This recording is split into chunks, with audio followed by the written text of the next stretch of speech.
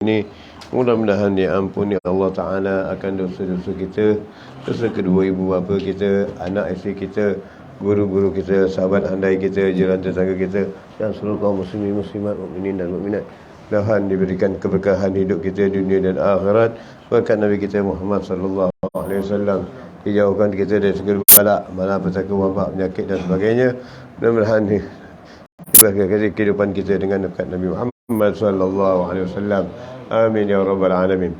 الفاتحة إلى رسول صلى الله عليه وسلم أخواننا من الأنبياء والمرسلين وآله وصحبه أجمعين ثم إلى سادتنا أبو بكر عمر وعثمان علي وزياد وذرات رضا من الحمد لله وحسين سيدنا عابد جابر صالح مسلكة سيدنا علي ورضي نجد من بلد من النهاج إلا الله نبي سبكم كدم محمد بن علي بعالوي وسيدنا من شاب شعري وظالي قراني وصنع إنا الله وسلم وسلم ماشيشي وخيم وسلم ترموذي كنت ترموذي على الكندري وسلم أن يكون فكفناه وكفنا ونبي لا سكر من دبيل أم المعطب سكر وصولي وفرماش إن الله جنة علينا من بركاتهم وأسرارهم وأنوارهم ونفاتهم ونبدي من الآخرة ثم إلى سيدنا كتب المعلى السلطان عكاب شمس شموم حين الله كان أولاد لأخطاب وحسين شيخ وكل ذرية من سمك العدول وبطن جباب بن حمد عيد ولي بن جعفر بن عزل أحمد بن عبد القادر ومن سلم حسن بن زين الله بن عباس بن العزل ورضا بن علي ولي الله العاد وسيدنا حبيب بن سالم علي بن سليم حسن بن سليم زين الله العزل سيدنا حبيب وكان علي وجميع سيدنا حبيب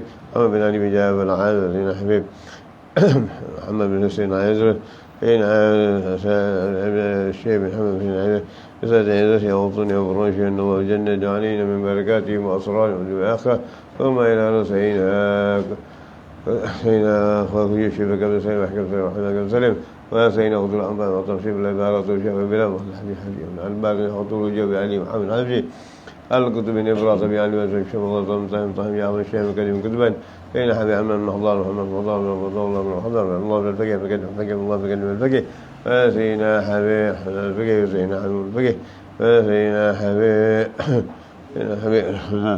سيدنا حبيب الله بن ربي شاب بن ربي شاب محمد بن ربي الله بن ربي شاب من شابين أما بن شيخ بن شاب سيدنا حبيب الله بن سليم حدار لكم الله سيدنا محمد حدار بن حدار حدار سيدنا حبيب الله شاري سيدنا بن شاري ومن شاري حسن شاطري سيدنا محمد شاطري سيدنا حبيب شاري سيدنا حبيب محمد مالك عباس مالك عباس بن عزيز مالك سيدنا حبيب سيدنا حبيب الله في الله عاشي بحبك العاشي عن وحشي حبيب عاشي شيء وشيء وشيء بجلاله سيدنا حبيب محمد عاشي بجلاله من عبد الله حجي سيدنا حبيب علي عاشي كيف تغسل محمد عاشي كريم سيدنا حبيب محمد بن الحبشي بن الحبشي كريم الحبشي الحبشي حبيب محمد بن شيخ الحبشي علي بن علي حبشي حبيب محمد بن علي بن حبشي حبيب بن علي حبشي حبيب عبد الله بن علي حبشي حبيب بن علي حبشي علي بن علي محمد حبشي سيدنا حبيب وكان عبد الحميد حبشي بن وجه سيدنا حبيب ومنه العطاء علي بن محمد عطاس سيدنا محمد عطاس سيدنا حبيب حمد بن العطاس سيدنا حبيب محمد بن حداد محمد بن حداد طه بن حداد محمد بن حداد سيدنا الحسن علي محمد بن حداد كريم محمد بن حداد سيدنا حبيب الله بن ما يحيى في الله بارك وكرمه جمع برج بدر من الآخرة فما إلى الوادي نوديكم وماتم وماتم خاصة وسلامة إلى حضرة النبي صلى فاتحة أعوذ بالله من الشيطان الرجيم بسم الله الرحمن الرحيم الحمد لله رب العالمين الرحمن الرحيم مالك يوم الدين إياك نعبد وإياك نستعين الصراط المستقيم صراط الذين أنعمت عليهم غير المغضوب عليهم ولا الضالين آمين بسم الله الرحمن الرحيم الحمد لله رب العالمين والصلاة والسلام على سيدنا محمد وعلى آله وصحبه أجمعين اللهم ترحمة الله من الصلاة والسلام من دائما من الكل أتقى من نبينا وسلم سيدنا الكرمين اللهم جمعنا من العافية اللهم لم يكن بنا بعنوان معرفتي واختار من حملنا بك الظلم بسان من ذكري نفك الفتوح والمنو والرسول والجسر والروح والنسر اللهم انفك من الشر بصفية وحق غني أحمد يا فتح يا عليم افتح لنا وسبحان يا فتح يا عليم سلام المكرمين وصلى الله عليه وسلم وسلم الحمد لله رب العالمين اللهم صل وسلم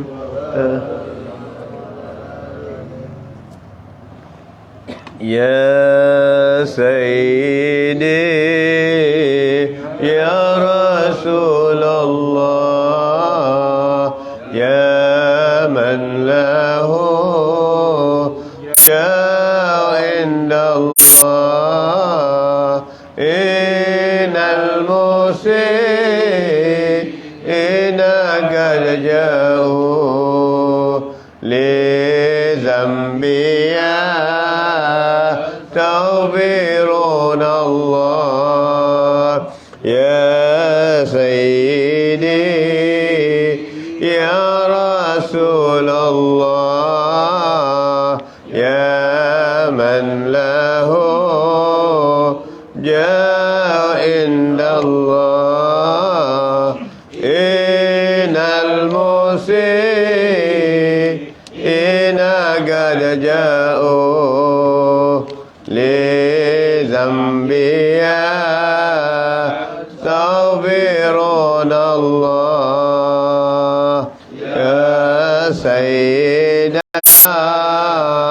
رسل هدينا هيا بغار إلينا الآن يا همة سادات الأقطار ما عادنا سلك وسري يا سيدي يا رسول الله يا من له جاء عند الله إن المسيئين قد جاءوا لذنبي يستودعون الله نادي محاجز صبي الله لك ابن عيسى أبا سادات صوم المقاد ولي الله غوث الورى قدوة القادات يا سيدي يا رسول الله يا من له جاء عند الله إن المسيئين قد جاءوا لذنبي تودعون الله ثم الوجه لدين الله ساقبنا خارق العادات السيدة كامل الأواب العيدر مظهر القدر يا سيدي يا رسول الله يا من له جاء عند الله إن المسيئين قد جاءوا لذنبي يستغفرون الله قوموا بنا واكشفوا عنا يا سادتي هذه الأصوات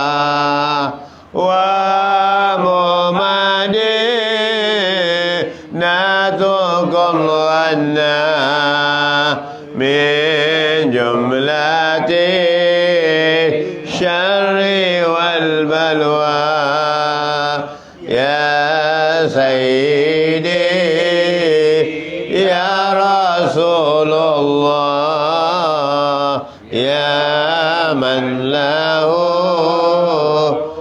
جاء عند الله إن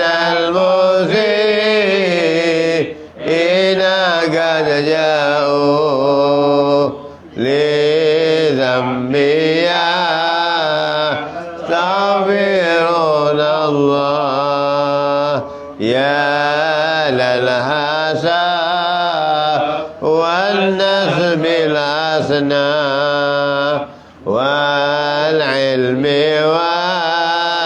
والحلم والتقوى بجدكم وبكم تنجب سبل البلية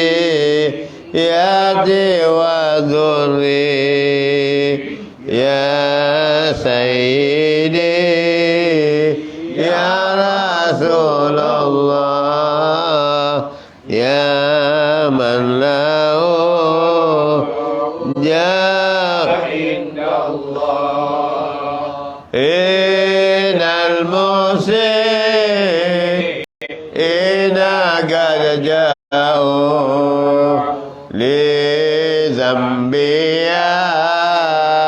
تغفرون الله اللهم صل وسلم وبارك عليه وعلى آله بسم الله الرحمن الرحيم نويت التعلم والتعليم والنفع والانتفاع والمذاكرة والتذكير والإفادة والاستفادة والحث على التمسك بكتاب الله وسنة رسول الله صلى الله عليه وسلم ودعاء إلى الهدى ودلالة على الخير وابتغاء وجه الله ومرضته وقربه وثوابه ولا حول ولا قوة إلا بالله العلي العظيم سبحانك علم لنا إلا ما علمتنا إنك أنت العليم الحكيم ربي اشرح لي صدري ويسر لي عقدة من لساني يفقهوا قولي أما بعد بسم الله الرحمن الرحيم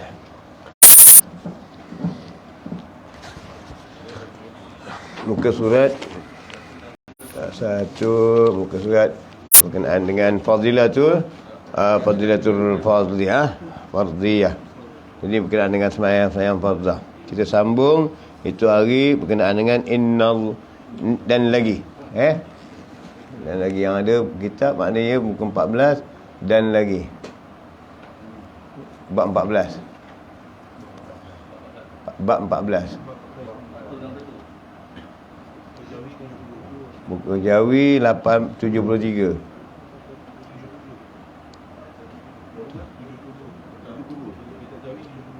72-73 lah sekarang. Dan lagi. Kalau ini bab 14. Bab 14. Tepi tengok 14. Bab 14 berkenaan salat fardiyah. Ada? Bab 14.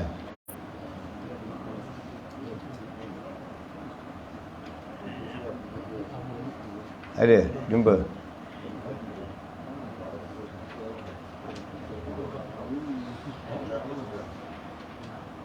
Bab 14. Kemudian sambungnya dan lagi. Dan lagi firman Allah Ta'ala wa'mur ahlaka bis salati wastabir 'alaiha la nas'aluka rizqan nahnu narzuquka. Artinya dan suruh olehmu akan ahlimu ahli kamu dengan sembahyang dan sabar olehmu atas sembahyang itu dan tiada kasih ataupun tiada beri atau tiada dituntut akan dikau rezeki kami yang memberi rezeki akan dikau. Maknanya tak payah kau tuntut, aku akan beri. Maknanya ini perjanjian Allah Subhanahu Wa Taala kepada orang yang mengerjakan salat, bagaimana hadis Nabi SAW kepada Abi Hurairah radhiyallahu anhu yang Nabi mengatakan mur ahlaka bis salah fa inna Allah ya'tika bi rizqi min haitsu la tahsibu la tahtasabu.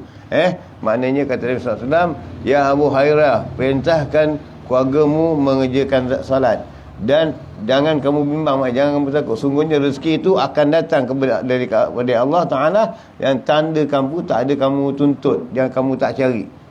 Rezeki yang tak disangka-sangka, yang rezeki yang datang dia. Kerana rezeki ini pemberian Allah, bukan penentuan manusia, bukan penentuan apa. Jadi dia perintahkan atasmu mengerjakan salat. Sebab apa?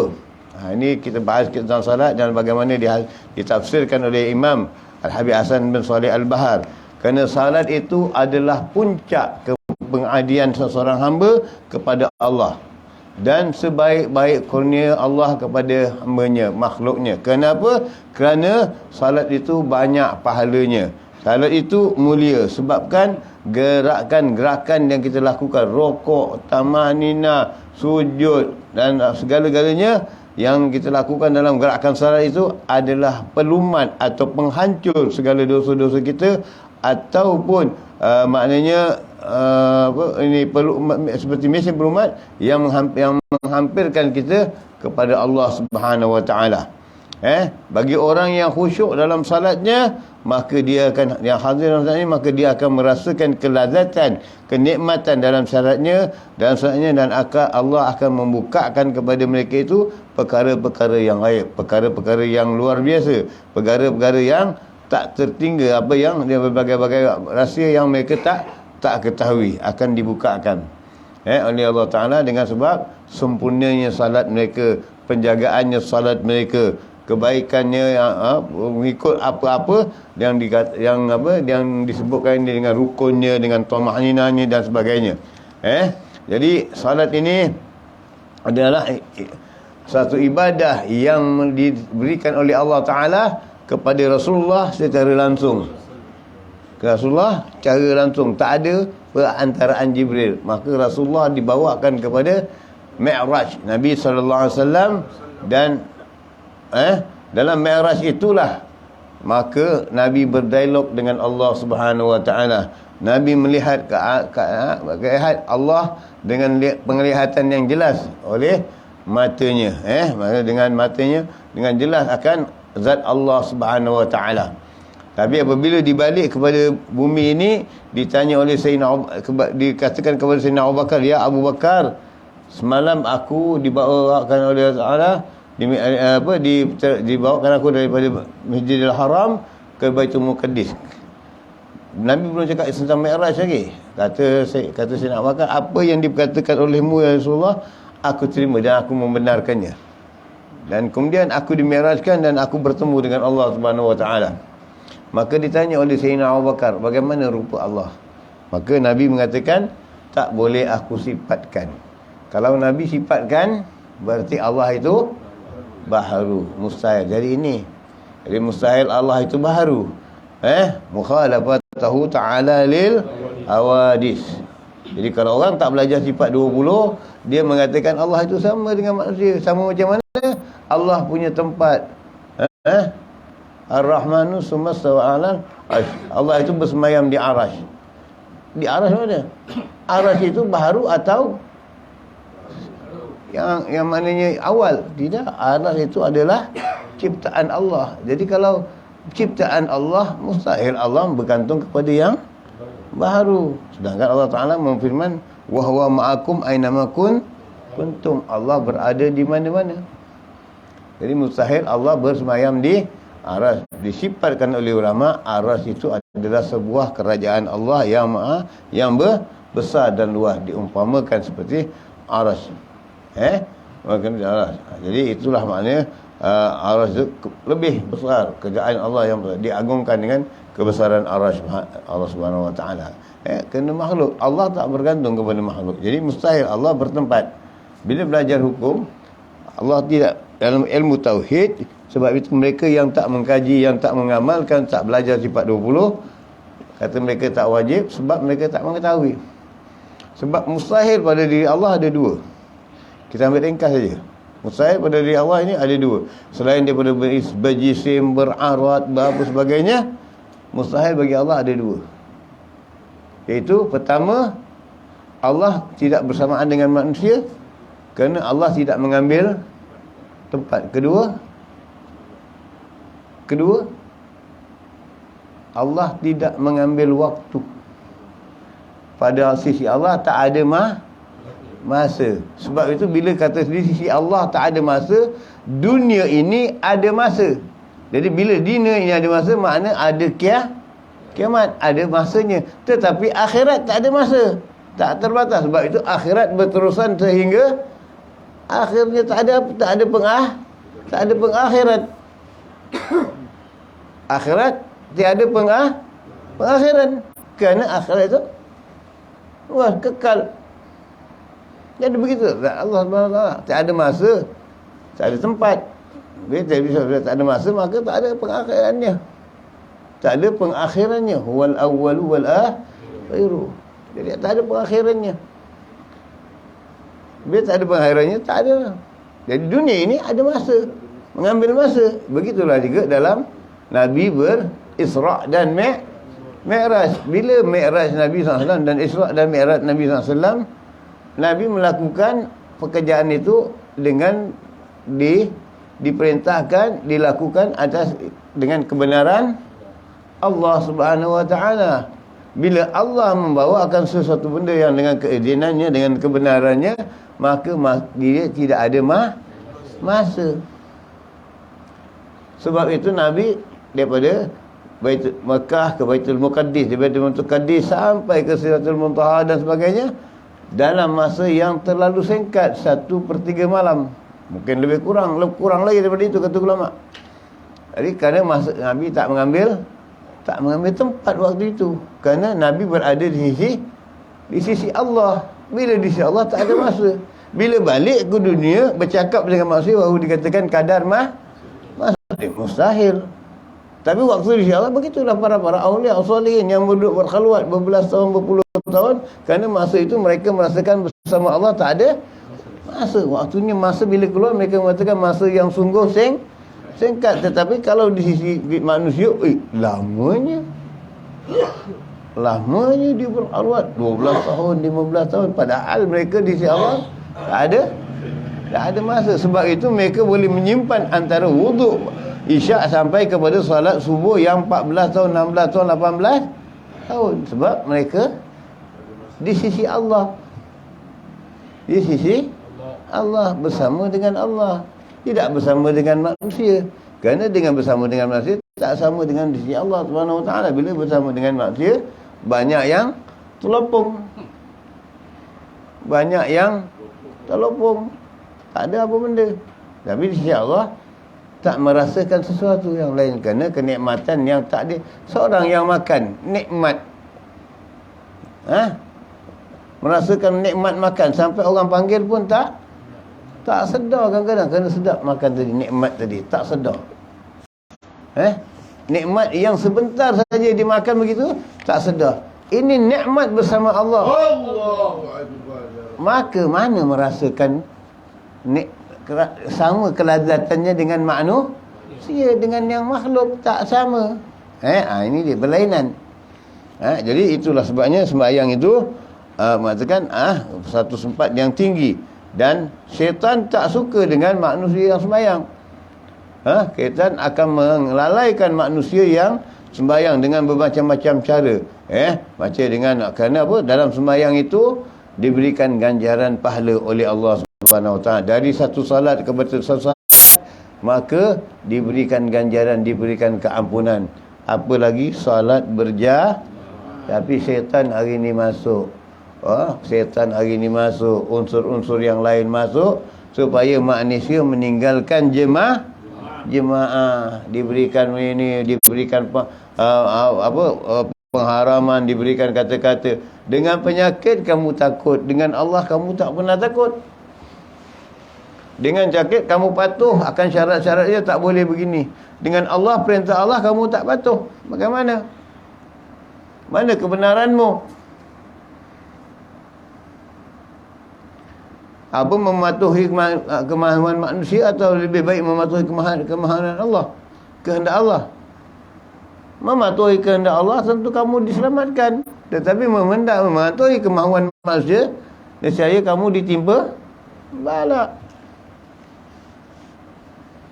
Kerana yang berkuasa menghindarkan bala Allah Subhanahu Wa Taala, bukan manusia.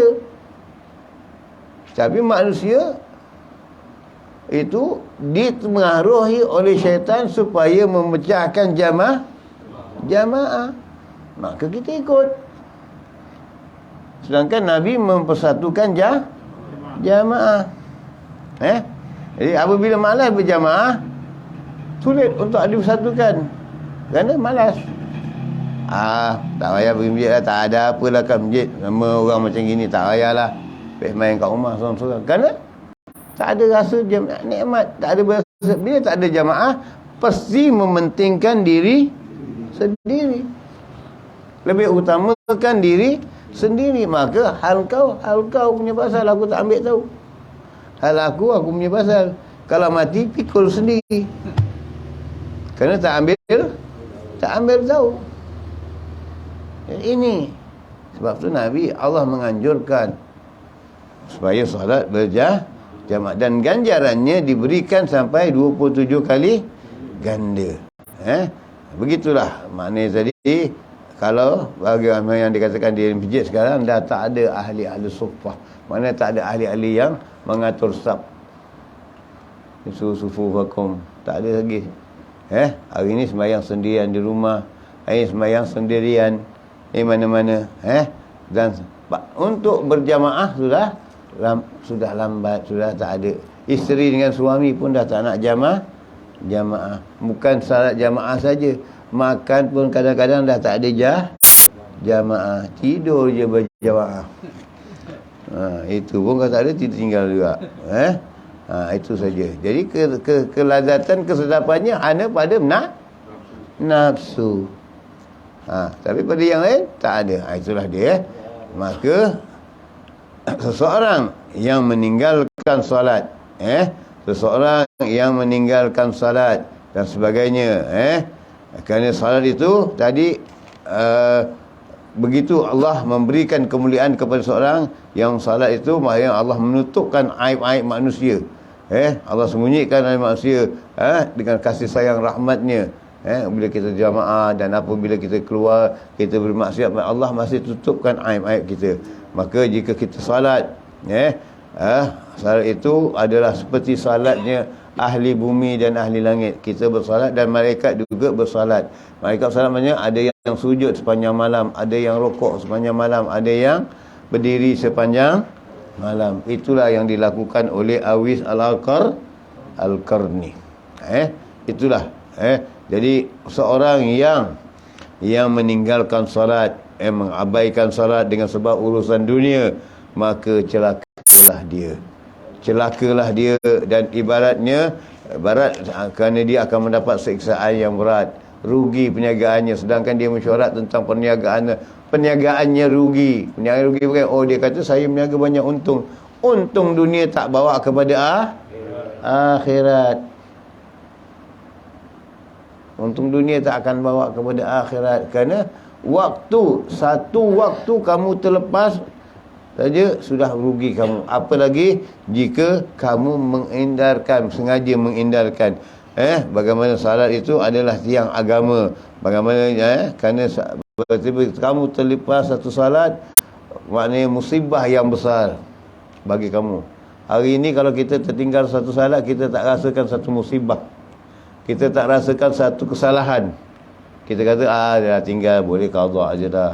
Itu pun kalau tak qada. Kalau tak qada Allah. Tapi yang dia qada apa?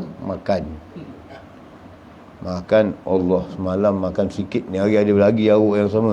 Qada lah kali ni lebih. Tapi salat tak pernah qada. Salat tak pernah qada dan sebagainya. Itulah penyesalan. Dan barang siapa yang meninggalkan salat, makna mereka itu akan mati dalam kekufuran. Bagaimana hadis Nabi sallallahu alaihi wasallam, "Wa man taraka salata muta'aidan faqad kafara." Barang siapa yang meninggalkan salat dengan sengaja, maka dia adalah kafir. Dia telah kafir. Main. Apa lagi kata tak salat, tak ada benda lah, tak wajib lah, tak ada. Ini kafir terus. Kafir tu suruh istighfar, suruh syahadat dan suruh kembali kepada bertaubat. Ini suruh balik kepada, kerana kalimat ini adalah murtad. Dia murtad dari segi perbuatan, murtad dari segi perkataan. Jadi ini. Jadi suruh, kalau tak taubat, maka kata ulama, inilah orang yang boleh dihukum bunuh. Salah satunya orang yang meninggalkan salat. Orang yang boleh dihukum bunuh adalah orang yang membunuh. Orang yang boleh dihukum bunuh adalah orang yang telah berkahwin berzina. Dan orang yang boleh dihukum bunuh, 4 orang yang boleh dihukum: yang membunuh, yang meninggalkan salat, yang berzina, dan satu lagi orang yang meninggalkan salat. Orang meninggalkan salat tadi, yang meninggalkan salat tu dia murtad. Orang yang murtad. Orang yang meninggalkan salat, orang yang dengan sengaja meremehkan salat, maknanya kemudian orang yang murtad, dan orang yang membunuh, dan orang yang berkahwin telah berzina. Ini 4 yang boleh dihukum bunuh. Dan apa kata ulama? Mayatnya tak perlu disemayangkan, tak perlu dimandikan, campak saja beri kepada anjing hitam makan, bagi orang yang murtad. Tapi hari ini murtad dilindungi. Orang Islam murtad membanggakan diri mereka itu dengan kemurtadan mereka. Kerana agama telah dijajah. Pembebasan murtad tak ada larangan, tak diambil tindakan. Ini bala yang akan sampai kepada kita. Ini wabak yang kerana pertama dah meninggalkan salat, dah mengatakan salat tak benar, lepas tu daripada agama Islam. Jadi bila meninggalkan Islam, hukuman yang dilakukan bukan dilakukan oleh mahkamah syariah. Hukuman dilakukan daripada mahkamah-mahkamah yang bukan syariah. Tentulah hukumannya terlepas. Kerana orang yang murtad tak ada maaf. Disuruh bertaubat, tak mau bertaubat. Dalam kitab Abdullah bin Tahir mengatakan itu 4 itu wajib dibunuh. Itu dia yang wajib dibunuh. Diberikan disuruh bertaubat dan kembali kepada Allah. Jadi yang meninggalkan salat juga amat berat. Jadi kerana apabila meninggalkan salat, iman mudah terbang. Kerana dan mereka akan bongkak dan sombong, sebab salat itu meletakkan pengabdian hamba yang sebenarnya kepada Allah Ta'ala dengan keadaan rokok, sujud, merendah diri dan sebagainya. Itulah sifat salat. Jadi kalau orang yang tak mau rokok, tak mau sujud, maka sombong dengan Allah, pasti sombong dengan manusia. Kalau dah sombong dengan Khaliknya, dia sombong dengan manusia. Apa yang ada dalam kesombongan? Tak ada apa. Kamu pakai kesombongan itu sifat siapa? Ya? Sifat siapa? Sifat Allah. Jadi sifat Allah yang kamu pakai, yang nak cuba pakai sifat Allah itu siapa? Yang nak cuba pakai sifat Allah itu siapa? Iblis. Takabbur. Mutakabbir sifat Allah. Takabbur itu sifat iblis nak pakai sifat Allah. Kerana sebab itu tak mau sujud pada Adam. Sedangkan itu perintah siapa? Perintah makhluk, perintah malaikat atau perintah Allah? Perintah Allah. Jadi salat ini perintah siapa? Salat ini perintah Allah. Aqimus salah wa atuz zakah. Dirikan salat dan keluarkan zakah. Perintah siapa? Perintah Allah. Kamu langgar. Bagaimana hukumannya? Langgar tentang pemerintah, kamu disaman, kamu dipenjara. Dengan Allah, kamu tak disaman, tak dipenjara. Kamu diberi peluang untuk bertaubat. Cuba kamu langgar perintah Allah. Allah tu hantar malaikat, ini orang tak guna, ambil nyawanya. Bagaimana? Kufur, nikmat, tak sedar diri. Ambil nyawanya sekarang. Boleh tak Allah berkuasa? Boleh. Tapi Allah memberikan kamu umur panjang untuk kamu bertaubat, kembali kepada Allah Subhanahu wa taala. Ini Allah berikan kamu ganjaran bagaimana yang terjadi kepada Sayyidina Ibrahim alaihi salam. Mungkin saya dah ceritakan, kita ambil sedikit lagi. Ini Sayyidina Ibrahim alaihi salam diangkat oleh Allah Taala duduk di Arash. Sayyidina Ibrahim boleh duduk di Arash. Bagaimana? Mana? Pada duduk tu maknanya boleh bersemayam di Arash. Apabila duduk di Arash, sedangkan kita tahu Arash itu adalah kerajaan Allah. Allah tak bersemayam di Arash. perkataan bersemayam itu bukan berarti tinggal, ada tempat. Menunjukkan arah itu keadaan kekuasaan Allah yang amat besar. Allah memudahkan Nabi Ibrahim duduk di Arash, melihatkan, membukakan Ibrahim kepada keadaan manusia. Bila Nabi Ibrahim tengok di sisi Allah, makhluk yang dijadikan begitu ramai sekali, tidak terhingga, tak terhisap, bagaimana Allah menjadikan malaikat dan sebagainya. Tapi Nabi Ibrahim melihat seorang saja manusia yang berbuat maksiat kepada Allah Subhanahu Wa Taala. Dari Arash, Nabi Ibrahim mengatakan kepada Allah Subhanahu Wa Taala, "Ya Allah, hamba ini bermaksiat kepadamu, ya Allah. Hukum dia. Hukum dia.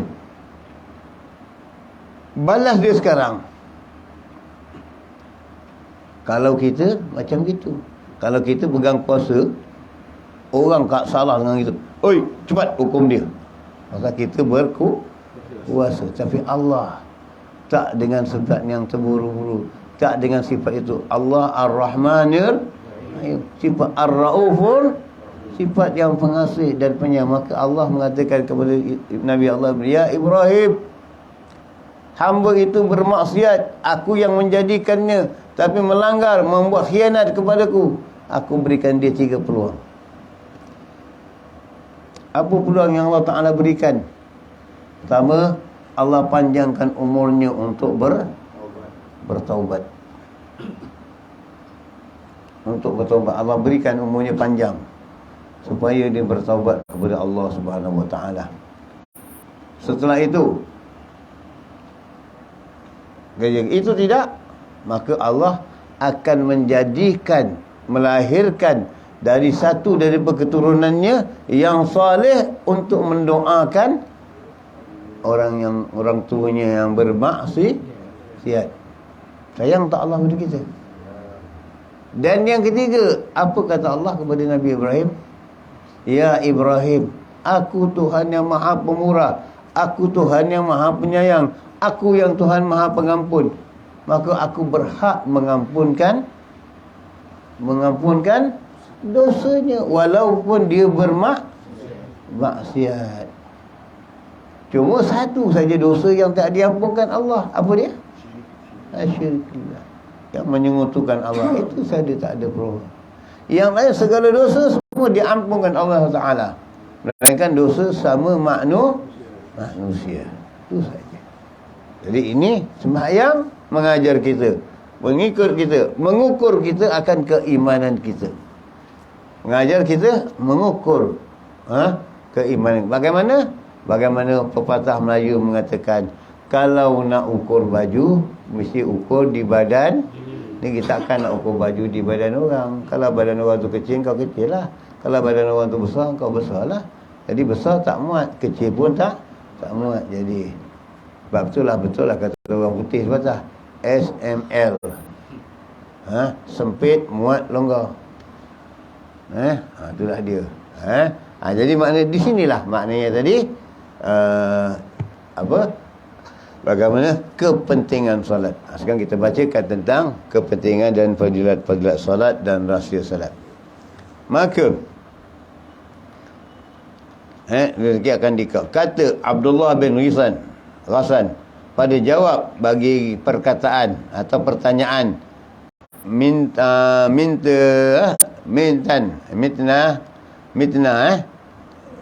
bin Masih Ar-Rahib. Sabda Nabi sallallahu alaihi wasallam, bermula sembahyang itu perhimpunan antara hamba dengan Tuhannya, yakni perhubungan. Perhubungan. Jadi begitulah kata Habib Ahmad bin Hasan Al-Attas, aku merasakan, begitulah mengatakan Habib Ali bin Muhammad Hafiz, aku merasakan eratnya perhubunganku dengan Allah tatkala aku sedang rokok, merasakan nikmatan dalam salatku. Kata Ahmad bin Hasan Al-Attas, aku merasakan nikmat salat itu, kenikmatan bersama dengan Tuhanku tatkala aku dalam sujudku. Ini mati-mati yang Allah Ta'ala berikan kenikmatan, merasakan kenikmatan salat mereka itu. Kerana pada itu memperkenankan doa dan padanya diperkenankan doa. dan diterima segala amal, dan berkat pada rezeki, dan kesenangan pada badan, dan dinding daripada api neraka, dan memberatkan pada timbangan, dan melalukan atas sirat dan anak kunci syurga. Kemudian berkata Abdullah, dan sembahyang itu menghimpunkan segala taat, dan setengah daripadanya jihad perang fisabilillah. Kerana orang yang sembahyang memerangi akan dua seteru, nafsu dan syaitan. Dan sembahyang itu termasuk juga dalam rukun Islam, iaitu puasa. Kerana dalam sembahyang tak ada makan. Tak boleh makan. Bila makan membatalkan. Dan dalam sembahyang itu juga ada haji. Bagaimana hajinya? Hajinya iaitu orang bertawaf keliling Kaabah. Jadi kita menghadap Baitullah. Itu dia. Jadi dalam sembahyang semua ada makna cukup. Puasa, dan bagi orang sembahyang tiada makan dan tiada minum, dan bertambah atas puasa munajah akan Tuhan. Dan saat dia bersembahyang itu, haji itu kerana di sisi haji itu hampir kepada haji itu dikasarkan akan Baitullah, dan orang yang sembahyang dikasarkan akan Tuhan Rabbul Baiti, dan tempat bertambah sembahyang atas haji dengan hampir kepada malakut Tuhannya. Jadi maknanya dalam sembahyang itu ada rahsianya. Dah cukup kita terangkan itu hari. Bagaimana kita terangkan tentang sujud, rukuk, sajud dan sebagainya. Begitu juga yang dalam perbuatan-perbuatan apa yang diharamkan dalam sembahyang, tak boleh makan seperti puasa, apa yang dilakukan dalam sembahyang menghadap kiblat seperti kita mengerjakan haji. Itu dia semua dah ada dalam sembahyang. Dan ada yang rukun Islam yang kelima itu semuanya ada dalam solat. Semuanya ada dalam solat. Kemudian sabda Nabi SAW lagi, sekalian fardu difardukan akan dia pada bumi, melainkan sembahyang dan difardukan akan dia Ta'ala pada langit antara dua tangan kudratnya, antara dua tangan kudratnya. Di sini sekalian fardu difardukan akan pada bumi, melainkan sembahyang itu difardukan akan dia Ta'ala pada langit antara dua tangan kudratnya. Ini jadi kita bagaimana kita salat dengan Allahu Akbar, mengangkat takbir. Kita tengok bagaimana perbezaan mazhab. Kita Allahu Akbar mengangkat takbir bagi Syafi'i begini. Bagi Hanafi Allahu Akbar boleh dengan meluruskan tangan. Kita tanya dengan guru kita Al-Habib Ali bin Jabal Al-Izz, Bib, boleh tak kita angkat takbir Allahu Akbar dengan meluruskan tangan? Salat juga, memang salat, betul kata dia salat. Tapi mengikut sahabat itu, mazhab Syafi'i itu lebih baik. Kenapa?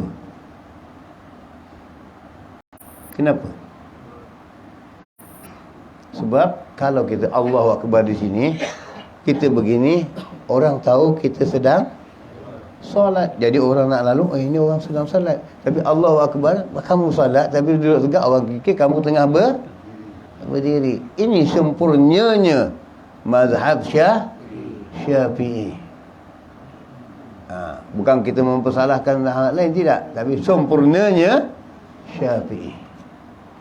Teraturnya, bukan teratur mazhab lain tidak, tapi sempurna memikirkan sesuatu yang terbaik dan terindah untuk yang memegang mazhab Syafi'i.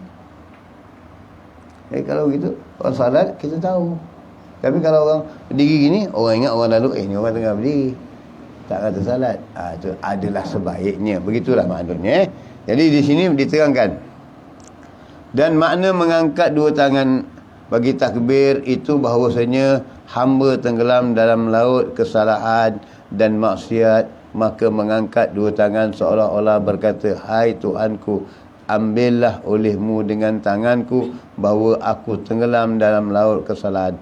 Ini kita dah bahaskan itu hari. Maknanya rupa ataupun apa kata orang, kiasan daripada solat kita. Kemarin kita dah kiaskan bagaimana duduk antara dua sujud, bagaimana kita solat berjamaah, mendengar imam baca dulu, baca Fatihah, kita menyemak daripada belakang, seolah-olah kita di mahsyar dibacakan di hadapan kita akan kitab-kitab kita. Begitu juga dengan Allahu Akbar. Allahu Akbar. Bila mengangkat takbir dengan Allahu Akbar, kalau kita dunia ni Allahu Akbar ini maknanya kita mengaku orang yang bersalah. Betul? Surrender.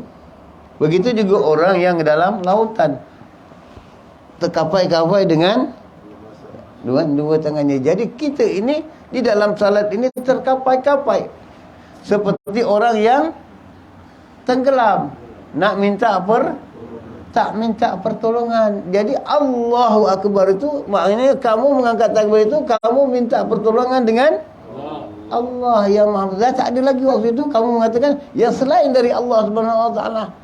Kerana kamu telah menenggelamkan atau kamu telah tenggelam dalam lautan Allah Subhanahu Ta'ala. Kasih sayang Allah Subhanahu Wa Ta'ala. Bila dah tenggelam dalam kasih sayang Allah Ta'ala, kamu dah tak ingat apa benda. Hanya kamu hadapi adalah dengan perhubungan bermesra, berkata-kata dengan Allah. Sebab itu mereka fana, tenggelam, nikmat kita punah. Biji mata kita semayang boleh ke? Biji mata tangan kita boleh ke? Mereka dengan khusyuk, nikmat salat mereka itu. Bagaimana Habib Nur, anaknya Habib Allah bin Husain bin Tahir, apabila salatnya beliau tak mengangkat takbir kerana di depan ayahnya imam. Ditanya orang, kenapa Hababah waktu ayah berdiri di imam, Hababah setiap kali tak mengangkat takbir? Setelah ayahmu rokok, baru kamu nak angkat takbir. Dia kata, cahaya ayahku lebih kuat dari diriku. Sebab bila aku nak mengangkat takbir, terlindung akan Kaabah di depan mataku. Setelah ayahku rokok, baru aku angkat takbir kerana nampak Baitullah. Kita angkat takbir nampak apa? Nampak muka timah, nampak muka kekasih, nampak muka yang dibayangkan akan hal dunia. Maka kita tenggelam dalam salat kita dengan keasyikan dunia, tipu daya. Dalam salat kita tenggelam dengan ingatan pesanan isteri tadi, jangan lupa bang beli bawang balik bang. Jadi semayangmu nak nak disegerakan. Bila nak disegerakan, salat itu jadi tergopoh gapah. Bila tergopoh gapah, kenikmatan tak merah. Bila orang tergopoh gapah jadi apa? Makan tergopoh gapah jadi cekik.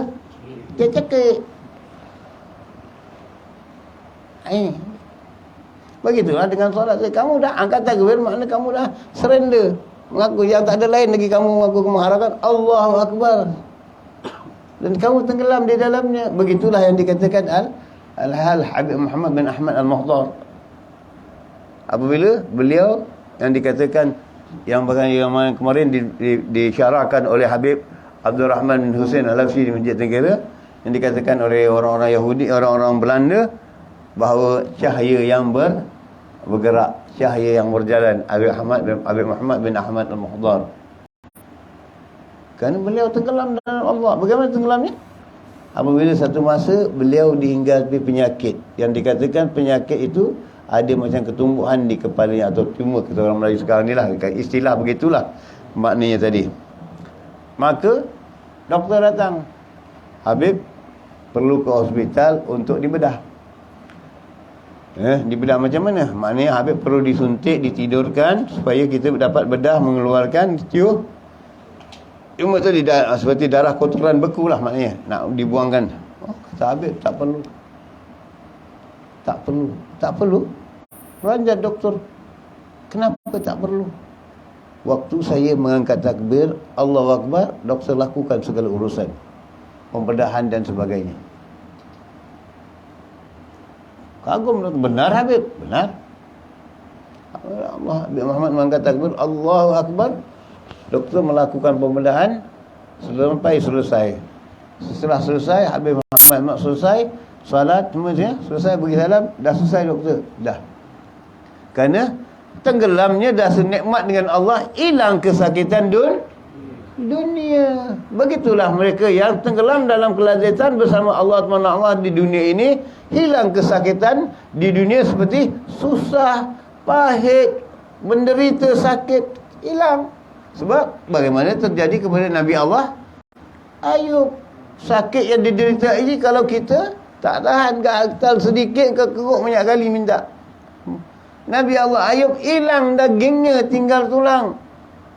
Berzikir mengingati Allah, maka Allah kembalikan segalanya. Ini kerana kelazatan, kenikmatan dengan Allah Subhanahu. Allah cuma memberi ujian kepada kita. Begitulah Sayyidina Ali radhiyallahu anhu, tatkala terkena panah, dicabut panah itu dengan memberikan peluang beliau mengangkat takbir solat, panah itu dicabut dari bahu sebelah kanannya. Kena ke mana? Dicabut dengan cara beliau mengangkat solat. Kita tenggelam dalam apa? Cabut, aduh makin sakit. Aduh, tenggelam apa? Tenggelam timbul namanya. Iman kita masih terapung. Maka itulah kita perbaiki. Terapung kerana apa? Kerana apa terapung? Ya? Kerana pertama, hubbud dunia, cinta kepada dunia. Terapung kerana banyak maksiat. Terapung kerana apa? Kerana kurang keyakinan. Terapung kerana apa? Sebab kurang mengingati berzikir kepada Allah Subhanahu Ta'ala. Rapuh. Kita masih rapuh, masih mudah ditulis oleh iblis. Inilah maka disuruh. Maka sebab itu Allah memerintahkan kamu salat. Setelah disalat, bawa lagi salat, ditambahkan dengan salat-salat sunat. Ini tujuannya supaya imanmu bertambah teguh, bertambah kuat, bertambah yakin. Itu makna tadi. Diberikan kamu makna ini dengan mengangkat tangan itu seolah-olah kamu tenggelam di dalam lautan, mengaku, ya Allah, aku ini banyak bermaksiat kepadamu, ya Allah, aku ini banyak melakukan dosa denganmu, ya Allah. Terimalah taubatku, terimalah pengakuanku. Kenapa?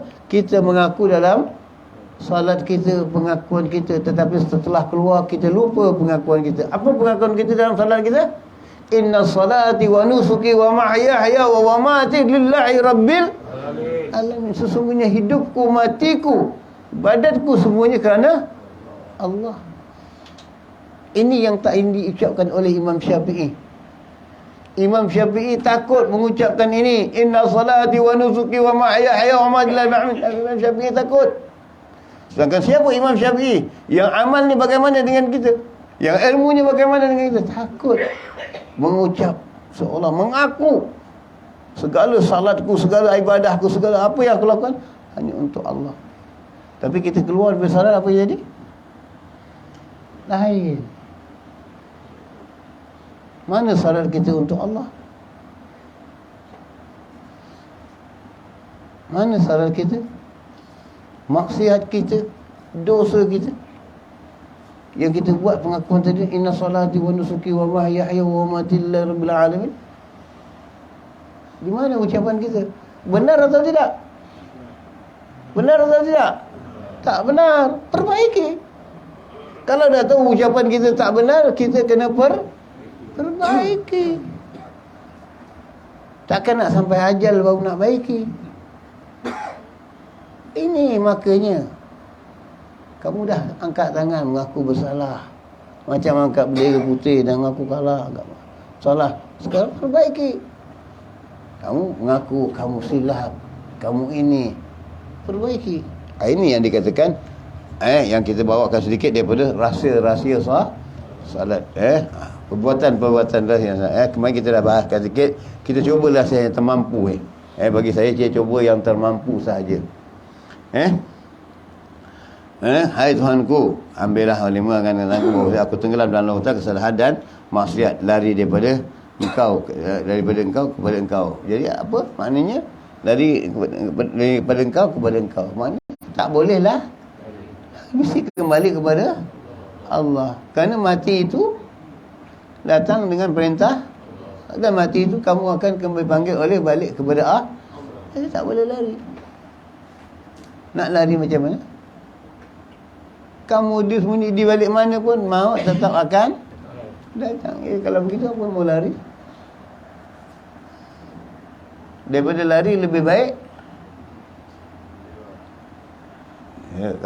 kalau dengan musuh kita menyerah, tapi dengan Allah Subhanahu Wa Taala kita bukan menyerah gitu.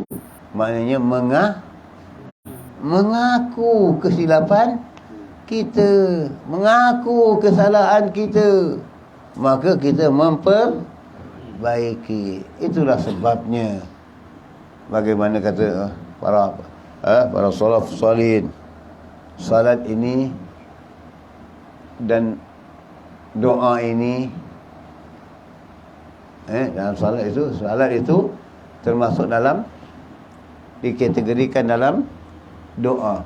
Salat itu juga merupakan doa.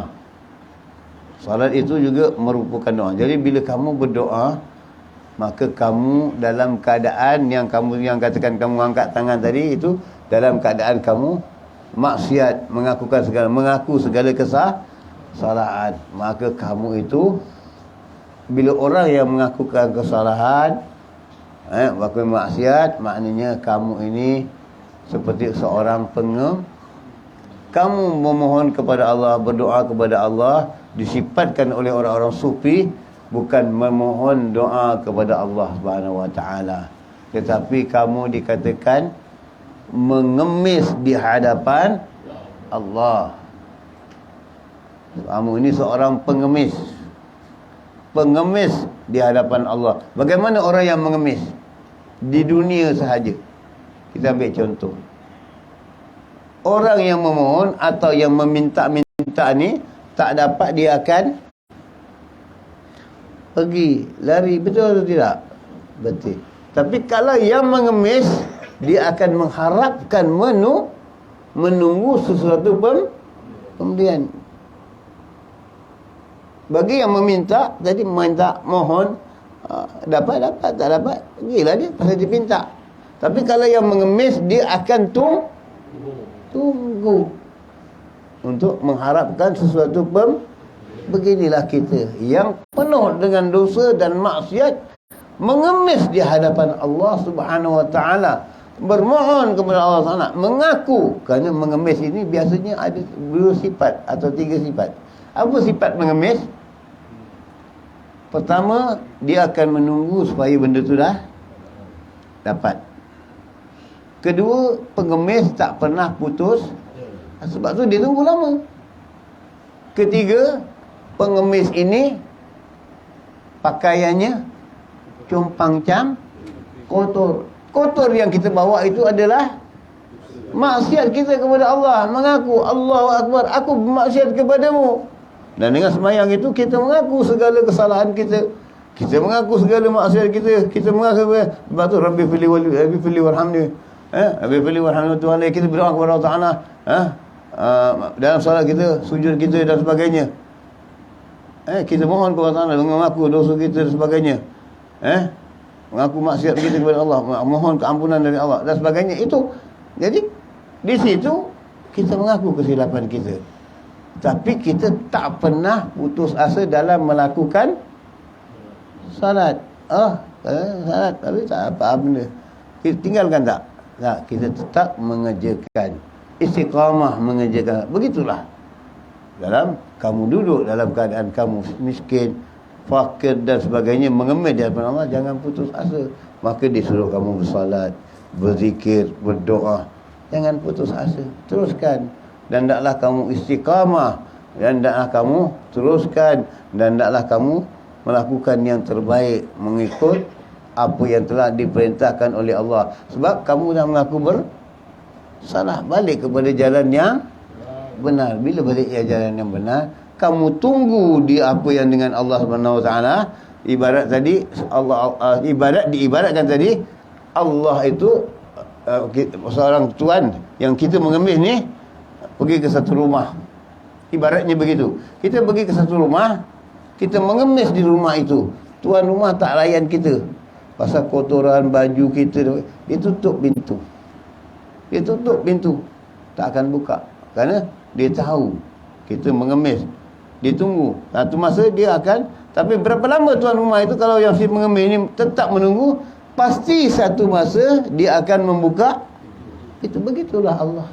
Bila kamu mengemis, merayu dan Allah, pasti satu masa Allah akan membuka kamu dengan hijabnya, dengan rahsianya, asal kamu mengaku segala kesilapanmu, kembali kepada Allah dengan penuh bertaubat. Inilah dia dalam rahsia-rahsia salat. Ini adalah dia yang salat ini dibawa kepada dalam penghidupan kita, dijadikan amalan. Jadi kita dah buat pengakuan. Apalagi yang kita katakan yang main, kalau kita nak bahaskan lagi, iyyaka na'budu wa iyyaka nasta'in. Cukup itu pengakuan kita. Di mana pengakuan kita? Inilah dia. Nah, kita sambung sikit lagi. Dan makna bangkit daripada rokok serta berkata Rabbana lakal hamdu, memuji akan atas memuji aku akan memerdekakan tingkatku, memerdekakan tingkatku daripada dosa. Maka kata Tuhan, engkau berdosa kepada, kata hamba aku, hamba engkau, dan kata Tuhan, sesungguhnya telah aku merdeka akan dikau daripada dosa engkau. Jadi maknanya dia seperti mengangkat i'tidal juga. Ini rokok, lepas rokok tadi rokok tadi kemudian engkau membaca dengan rokok itu, ini rokok, orang yang rokok kata aku hamba-ku dengan sesungguhnya menghulurkan aku akan tanganku kepada engkau. Rokok. Jadi makna rokok itu sujud. Rokok ini maknanya letak tangan di sini, seperti maknanya menunggu perintah. Rokok taat kepada Allah, mengaku dengan kebenaran. Makna ini yang terjadi kepada sahabat Nabi, zaman sahabat Nabi. Apabila dua orang sahabat, ada satu daripada zaman sahabat Nabi, kata saya, ditawan oleh pemerintah Rom dalam peperangan. Ditawan oleh pemerintah Rom dalam peperangan. Maka kedua-duanya ditangkap dan akan dihukum bunuh, akan dihukum pancung. Jadi waktu diikat, waktu sebelum dibawa hukum pancung, diikat, maka mereka berdua ini dah tahu mereka akan dipancung. Bila mereka dah tahu akan pancung, hanya menunggu saat mereka tak pernah takut dengan kematian, kerana mereka berjuang di jalan Allah. Mereka tak pernah takut, kerana mereka menunggu syahid. Jadi tatkala mereka telah diikat itu, Allah membukakan hijab mereka, melihat dua bidadari dari pintu langit membuka jendela, melambai-lambai dengan sapu tangan kepada dua sahabat Nabi ini. Apabila melihat bidadari melambai tangan, mereka merasakan panggil raja, panggil pegawai itu, cepatlah laksanakan hukuman. Orang nak kena bunuh biasanya minta pengampunan, tapi berbanding dengan sahabat-sahabat Nabi, pejuang-pejuang Islam, mereka itu bersedia untuk dihukum bunuh, tak takut dengan kematian. Kita minta maaf macam-macam alasan lagi kalau boleh menelakkan hukuman bunuh, mati. Tapi bagaimana ke dah nampak yang dibuka, cepat. Heran Raja Rom, ini orang nak mati minta. Kita lengah-lengah tengah membuat pembicaraan ni, dia minta, cepat. Akhirnya nak dibawa ke hadapan Raja Rom. Kerana mereka berdua ni tak melihat bidadari yang membukakan pintu jendela langit untuk menyambut roh mereka dengan sapu tangan. Senyum dua sahabat ini. Orang nak mati biasanya nak menangis. Sahabat Nabi gembira, senyum. Kemudian dibawa. Bila nak bawa ke dalam menghadap Raja Rom, ada satu palang. Mana untuk menghadap Raja Rom, kamu mesti menundukkan kepala untuk mengandui palang itu untuk menghadap raja. Bagi mereka dah nak dihukum mati, besar kepala pula lagi. Kami tidak akan melalui palang ini untuk merokok. Kan rokok kami hanya untuk Allah. Ini lihat mereka yang pegang pada Allah. Rokok kami hanya untuk Allah, bukan untuk orang kafir, bukan untuk rajamu. Oh, kamu akan dipancung. Pancung sekarang kami berbeda. Tapi kami tidak akan rokok untuk sujud kepada apa? Merendahkan kepala kami untuk rajamu. Ini baru betul. Kita disuruh rokok, disuruh sujud. Kalau boleh nak minta. Dan meminta dengan orang pun gitu juga. Minta tolong orang. Kalau boleh sujud. Kalau boleh melutut, pegang lutut. Kalau pegang kaki, pegang kaki. Melutut dengan manusia, bukan melutut dengan Allah. Ini manusia kita hari ini. Megang dapat. Kalau orang tu kata, oh dia melutut sini, pegang sana, pegang sini boleh. Tapi pegang janji Allah tak pernah. Pegang kata Rasulullah tak pernah. Hanya pegang kata-kata manusia. Inna Allah la tukhliful mi'ad. Allah tak pernah mungkin janji. Yang selalu mungkin janji apa? Manusia. Munafikin, kadzibin dan sebagainya. Maka mereka katakan, kalau tidak kami nak menghadap rajamu, angkat palang ni. Akhirnya bertelagak begitu, dia pun memerintahkan supaya palang ini diangkat. Kan?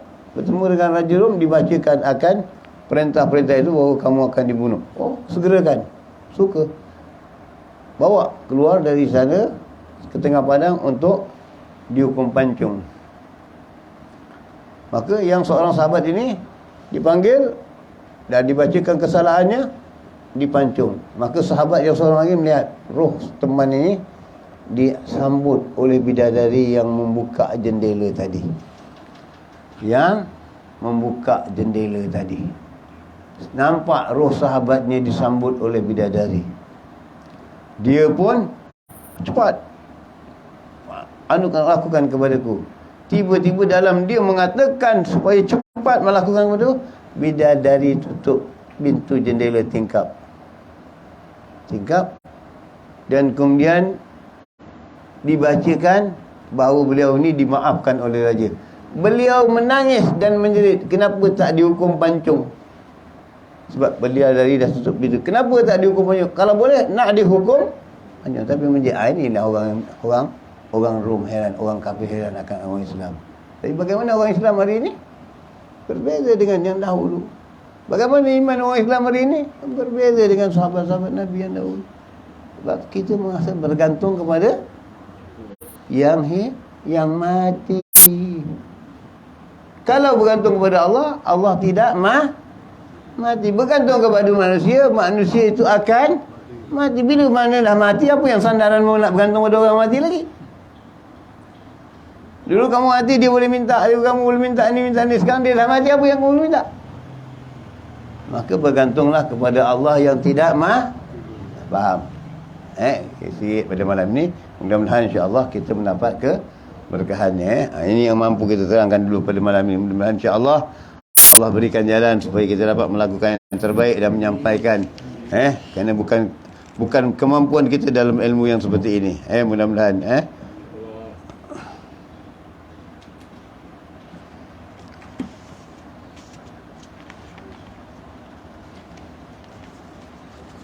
Kemudian kita sambung pada kitab yang kedua, Tajul Arash.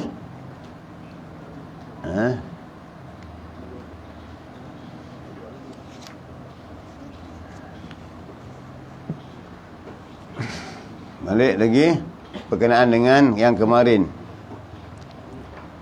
tentang wara'. Sambung berkenaan dengan wara'. Apa dia wara'? Ialah mengandungi makna menjauhkan dan menghindari dari segala sesuatu yang dibenci oleh Allah SWT. Sikap wara' ini lah yang mendorong manusia menjauhi semua larangan, baik saat dia sendiri maupun ketika berada di antara manusia. Dengan kata lain, orang yang wara' selalu merasa takut kepada Allah, baik keramaian maupun dalam kesunyian. Jadi wara'. Jadi mudah-mudahan kita diberikan Allah sifat wara', bukan wara' jalan tunduk, tak. Wara' membersihkan noda dan kotoran hati layaknya air membersihkan noda dan dipakai kotoran pakaian. Begitulah wara'. Jadi apabila wara' ini maknanya ialah sifat yang tegas. Wara' ini Sifat yang tegas, yang melakukan haram tetap haram, halal tetap halal. Dan begitulah wara' ini menjaga hukum-hukum Allah. Kenapa? Kerana apa? Mereka menjaga hukum Allah? Kerana mereka itu takut kepada Allah. Mereka takut kepada Allah. Bukan ini bukan kitab tu, kitab lain. Menjawab. Ini kitab lain, kitab Tajul Araj. Mereka itu takut kepada Allah. Wara' ini mereka itu takut kepada Allah. Maka bagaimana takut? Maka duduklah mereka itu, orang yang takut kepada Allah, duduklah mereka itu di makam murakabah. Di makam murakabah, bukan mukarrabin, makam murakabah. Apa makam murakabah? Makam murakabah berarti tahu dirinya sentiasa dalam perhatian Allah. Bila tahu Allah melihat setiap yang dilakukan, maka dia tidak akan melakukan maksiat. Tetapi kalau tidak murakabah, boleh buat maksiat, nanti minta Allah. Tahu Allah melihat, tapi minta ampun dengan Allah. Allah Maha Pengampun, alhamdulillah. Tapi kalau kesempatan bertaubat, kalau tak sempat, itulah dia. Jadi murakabah ini mendekatkan kamu kepada Allah. Maknanya kamu takut membuat maksiat kerana tahu Allah melihat apa perbuatan yang kamu lakukan. Bila dah murakabah, baru datang mukarrabin, kedekatan dengan Allah. Untuk mendapatkan, kerana pernah saya syarahkan dahulu, untuk mendapatkan kedekatan dengan Allah, maka mukarrabin ini kamu pasti akan diduga, kamu pasti akan diuji, kamu pasti akan dirasakan kesakitan dan sebagainya, kepahitan. Siapakah yang akan menduga kamu dan menguji kamu dalam saat ini? Apabila nak mendapat makam murakabah ini, siapakah yang akan menguji kamu? Siapakah yang akan mencacatkan kamu dalam saat ini? Siapa dia? Siapa dia? Allah memang menguji kamu. Siapakah orang yang mereka yang akan menguji kamu untuk sampai kepada Allah ini? Mukarrabin. Siapa? Ya, orang yang paling rapat denganmu. Mukarrabin maknanya bukan dekatkan diri kepada Allah. Ujianmu adalah orang yang paling dekat dengan dirimu. Seperti sahabatmu yang paling dekat, akrab denganmu, anak isterimu, saudaramu atau temanmu yang paling akrab denganmu, yang akan menguji kamu. Bagaimana Rasulullah diuji dengan bapa saudaranya Abu Jahal dan sebagainya. Begitu juga yang lain, kita akan diuji, kan?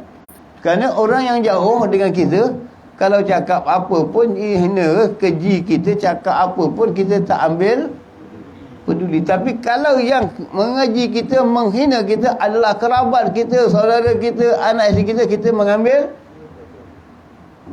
rasa, tak patut.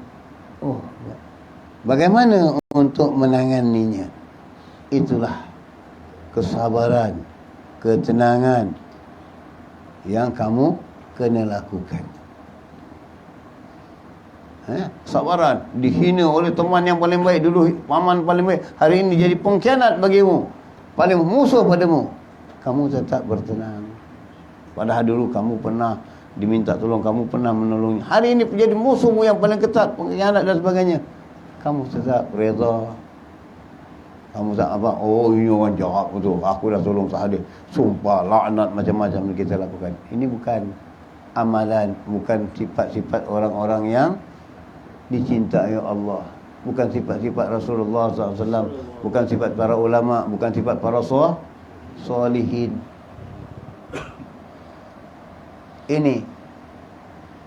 Ini ujiannya yang kan kamu terima. Bagaimana kamu menghayatinya? Bagaimana kamu menerimanya? Ujian-ujian ini. Kalau ujian daripada luar, kamu tak akan peduli. Apa? Aku pun tak kena rasa dia dah cakap. Tapi kalau ujian yang paling dekat denganmu, kamu akan terasa. Itulah dia ujian. Bagaimana ujian Nabi kepada Abu Talib, bapa saudaranya sendiri yang dikasihi, dalam membelanya dan menjaganya. Begitulah ujian yang Nabi hadapi. Dan bagaimana Allah memberikan kesabaran dan ketenangan. Itulah dia. Dan bagaimana yang tak payah kita bahaskan tentang ini ya. Itu dia. Kemudian Nabi SAW mengungkapkan makna wara' dalam satu kalimat.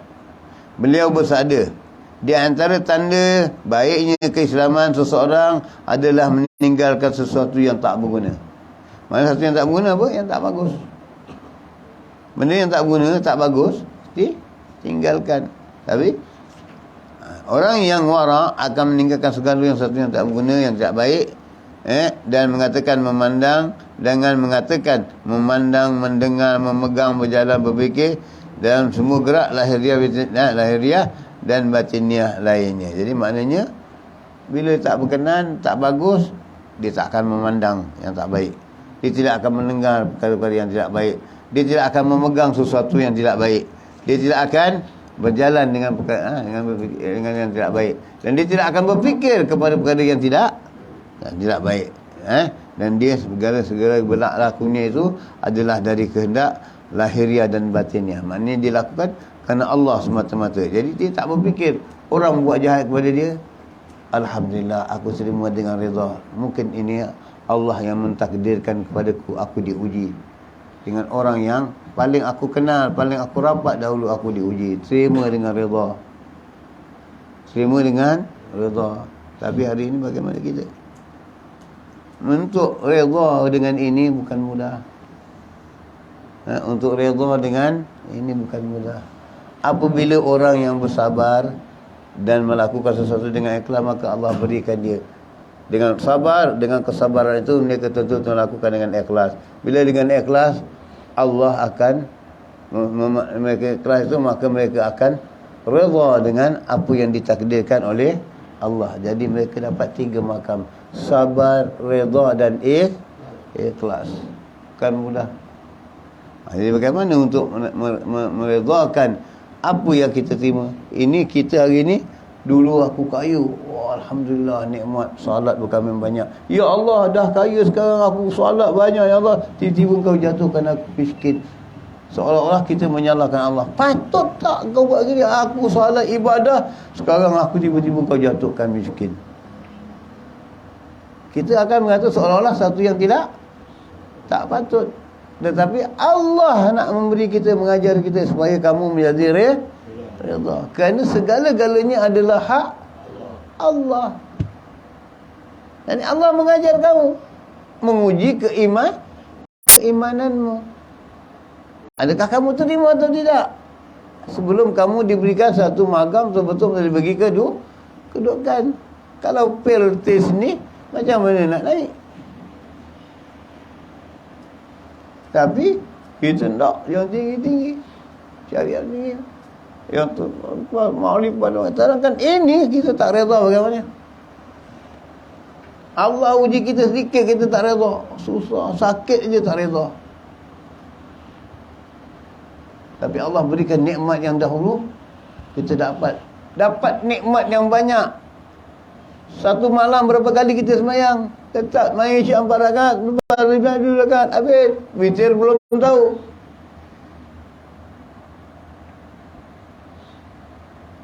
Tapi bila itu masa dapat nikmat, masa susah, ya Allah, aku ibadah, aku semayang, dah lupa. Kerana memikirkan ketenangan, kemusikan, hilang semayang, hilang ini.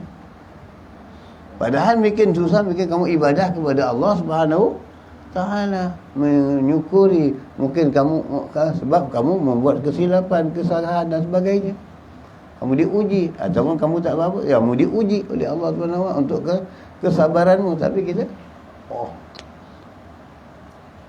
kalau diberi nikmat yang banyak, kamu semayang 1000 rakaat macam mana? Boleh tak? Kerana nikmat mata ni, 1 belah biji mata je harganya berapa? Tapi tak pernah buat semayang 1000 rakaat malam. Witir pun terlepas. Bagaimana? Macam mana kamu mensyukuri? Jadi kalau diberikan kenikmatan, ditarik sedikit, kamu tergagah. Kamu rasakan, ya Allah, aku amal, aku puasa, tapi kenapa aku macam gini? Kenapa aku diuji? Hilang kesabaran. Tanya balik pada Allah. Seolah-olah Allah ni silap, lakukan kesalahan. Inilah dia kita, mencari kesilapan orang lain. Begitulah dia. Kita berani menyalahkan Allah. Kata Ibn Athaillah, aku beramal, aku berzikir, tiba-tiba aku kaya gini, tapi aku amal, aku tiba-tiba aku ditimpa kesusahan. Kenapa Allah buat aku begini?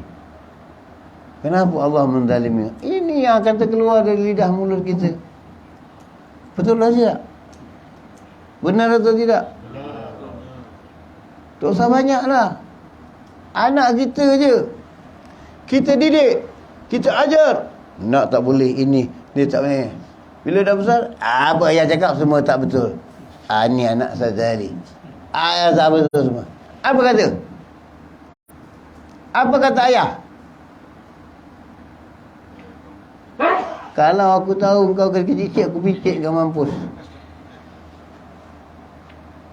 Padahal ayah didik dengan baik. Allah beri kita nikmat dengan banyak, dengan cukup.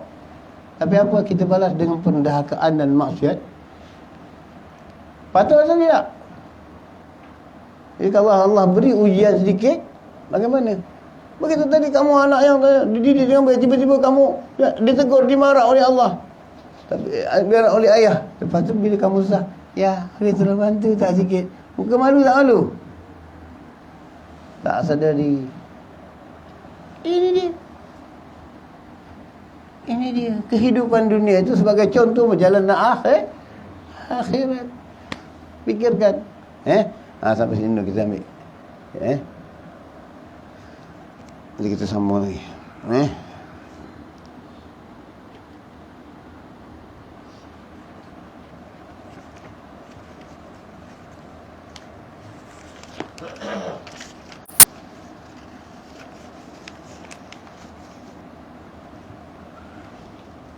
Yang keempat, yang ketiga kitab Risalah Mu'awanah. Ketahuilah, betul tak muka 107?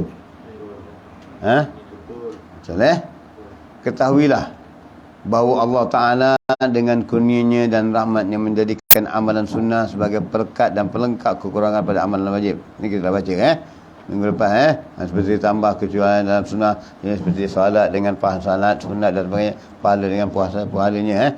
Ibadah fardu adalah dasar utama untuk utama, sedangkan amalan sunnah mengikutinya.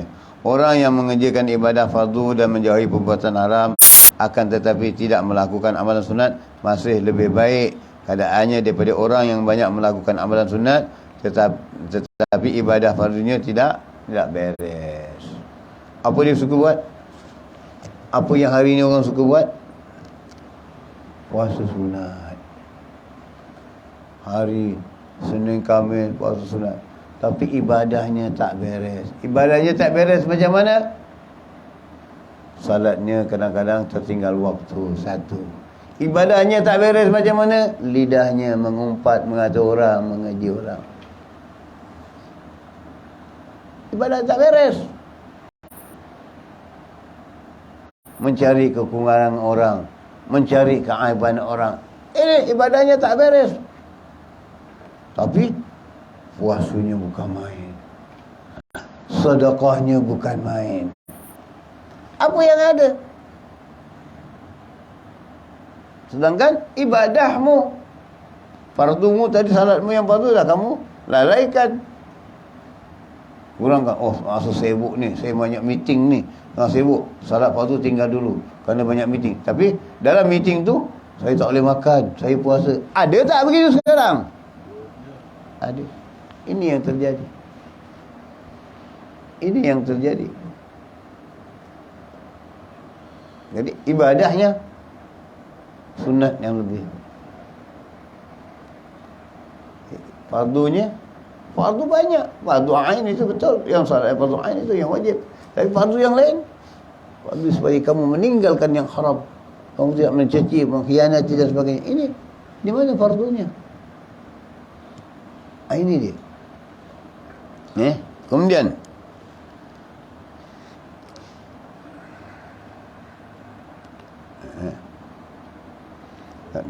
Orang yang mengerjakan ibadah fardu dan menjadi haram akan tetapi dia melakukan amalan, tapi jika dia tidak melakukan amalan sunat tak apa. Tapi jika dia melakukan banyak amalan sunat tapi fardunya tak beres. Ini tadi.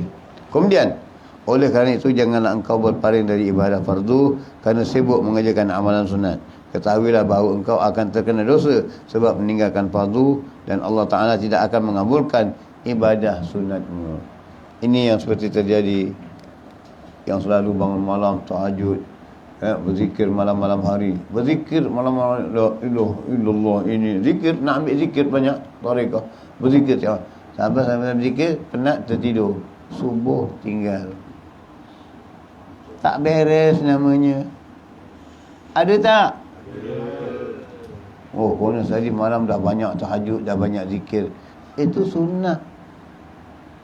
Fardunya salat subuh, tapi tinggal. Itu yang tinggal bila qada bangun sembahyang subuh pukul 9 pagi. Sadarnya bangun sembahyang subuh, Allahu Akbar, qada subuh. Maknya tengok dalam subuh ada doa, dalam sayangnya ada doa. Masya Allah, anakku luar biasa kealimannya. Malam berzikir dengan begitu tekun, siang sembahyang duha dengan doa kunutnya. Padahal anak tinggal fardu. Maknya kata subhanallah, zikir di malam hari, siang harinya bangun salat doa dengan doa kunutnya. Mak ingat, oh tambah amal anakku. Ini yang terjadi.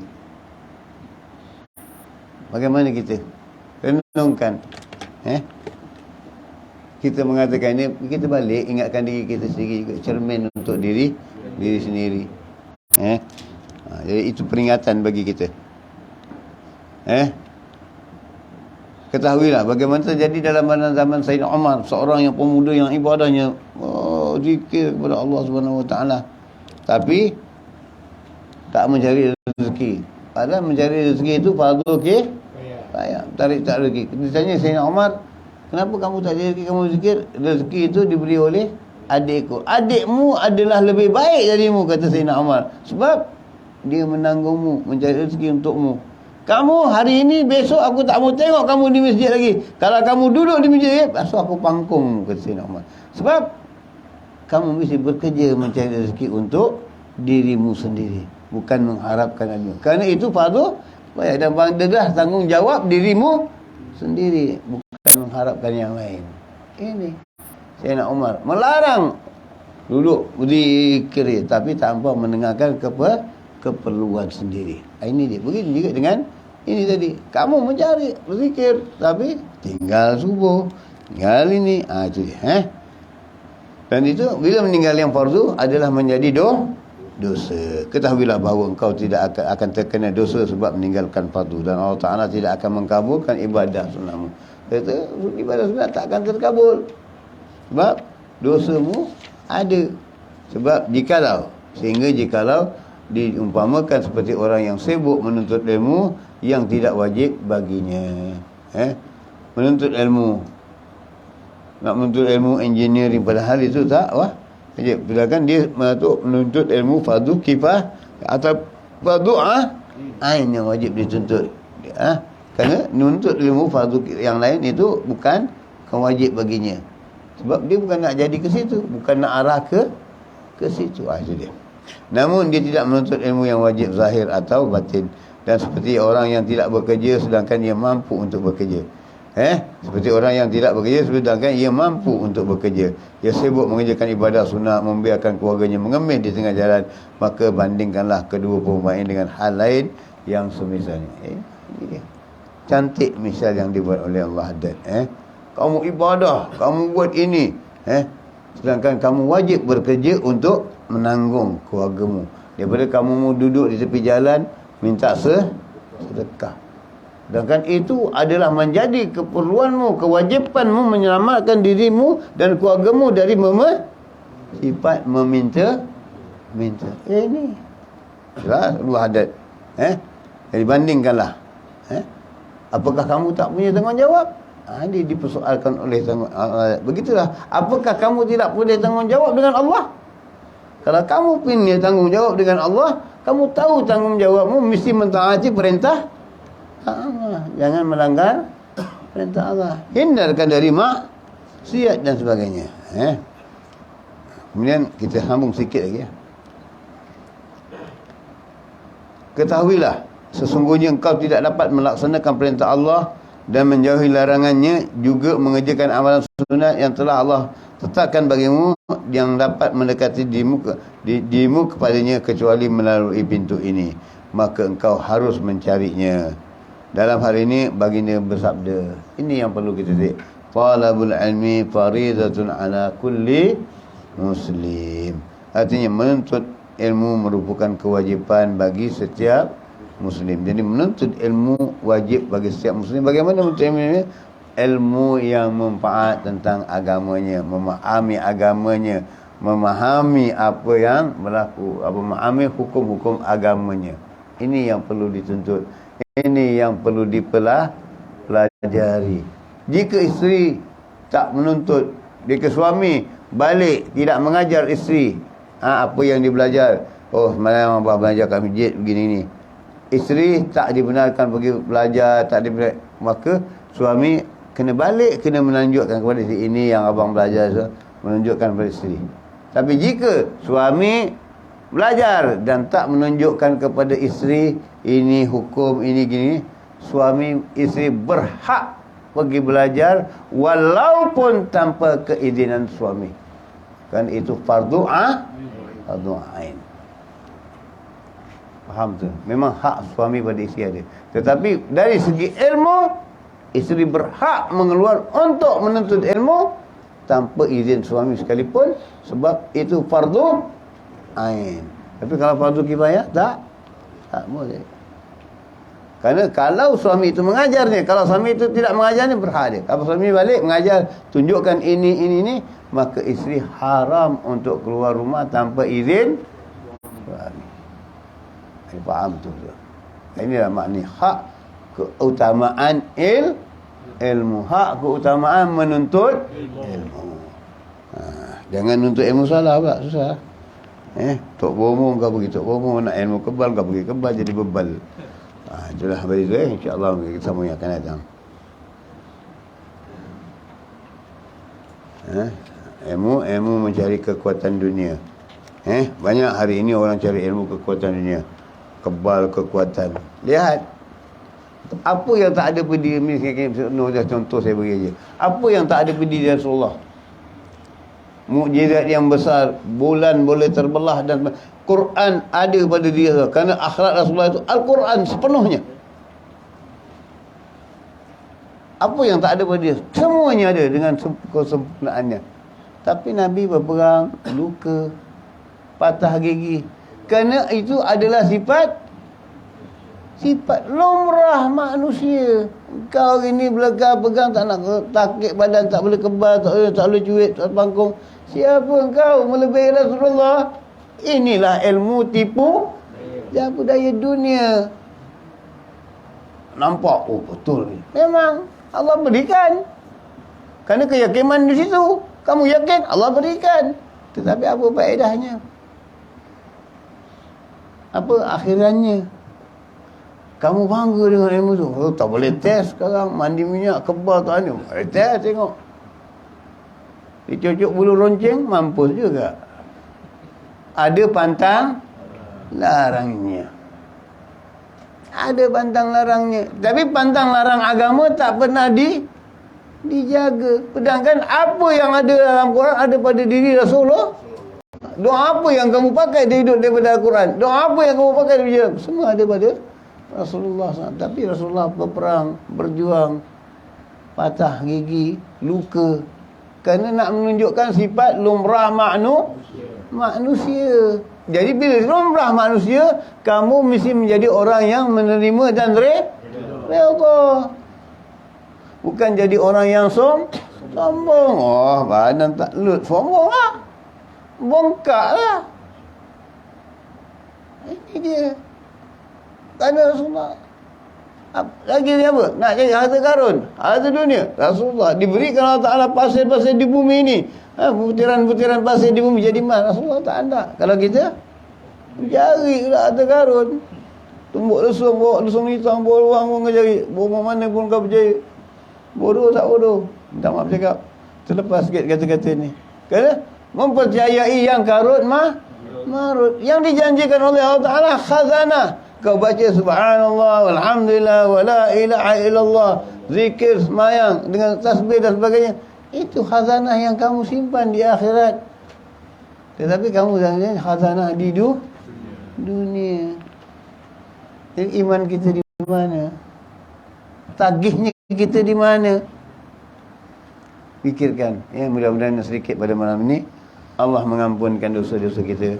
Allah mengangkat darjat kita dan memberikan kemudahan, keyakinan, menambahkan keyakinan kita kepada Allah Subhanahu Wa Taala dengan sifat takwa, takut kepada Allah Subhanahu dan dengan sifat mukarrabah, dan mudah-mudahan Allah Taala akan kita dekatkan kita dengan sifat-sifat ahli mukarrabin. Amin ya rabbal alamin. Bismillahirrahmanirrahim. Alhamdulillahirabbil alamin. Wassalatu wassalamu ala sayyidina Muhammadin wa ala alihi wa sahbihi ajmain.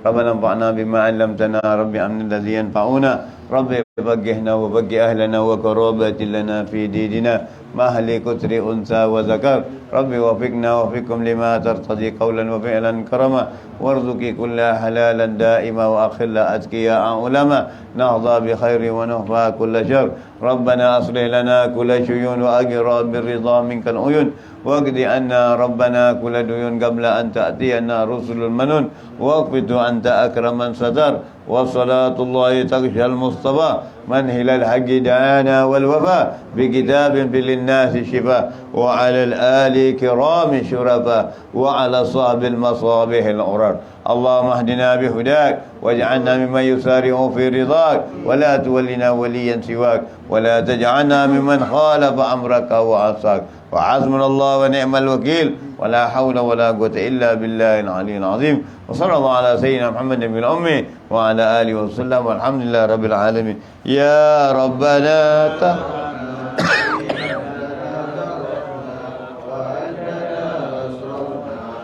لا لظى أشربنا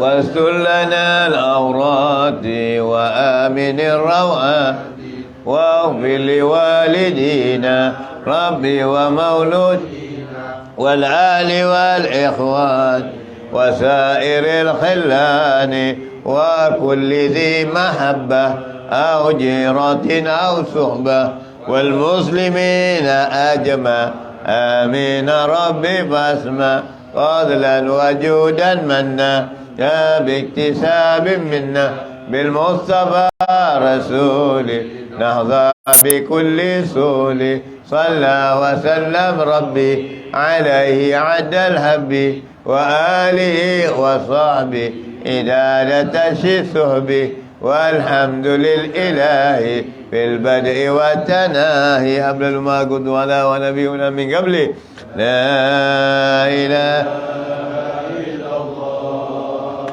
لا إله إلا الله لا إله إلا الله محمد رسول الله صلى الله عليه وسلم كلمة حق عليها نحيا وعليها نموت وأحيا بها نبعث إن شاء الله تعالى أن من ظلم أمسك يا أرحم الراحمين الله اهب قلوبنا واغفر بها ذنوبنا وأصلح بها شؤوننا ويسر بها أمورنا وارفعنا وانفعنا بها يوم لا ينفع مال ولا بنون إلا من أتى الله بقلب سليم بسر الفاتحة. الرحمن الرحيم مالك يوم الدين اغضب عليهم ولا الله يا الله بها يا الله بها يا الله بحسن الخاتم يا الله بها يا الله بها يا الله بحسن الخاتمة لعشرة أتبي نار الجحيم الخاتمة المصطفى والمرتضى وابناهما وفاطمة وخديجة الكبرى التي هي لمعالي خاتمة وبعائشة ذات الجمال أم الكمال العالمة وببنت عمران سلام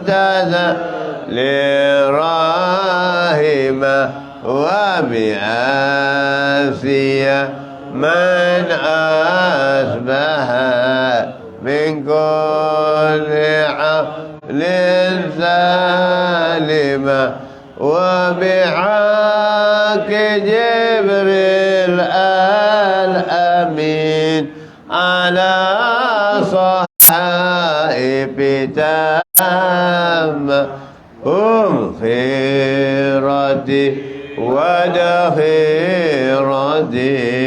في الحاج يوم الطامة وكذاك في دنيا إذا جت العتوب القاسمة وبحقه يا ذا الجلال وبصلاة القائمة أدوا بنا والمسلمين يا الله كل عين اللامة ومن العدا ومن المصائب عامة وعليهم يا ربنا منك صلاة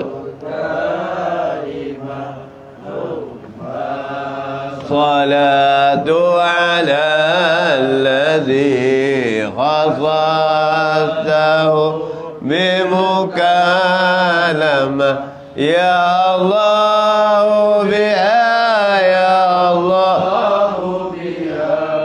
يا الله بحسن الخاتم يا الله بها يا الله بها يا الله بحسن الخاتمة إن الملك بجد رسول الفاتحة بسم الله الرحمن الرحيم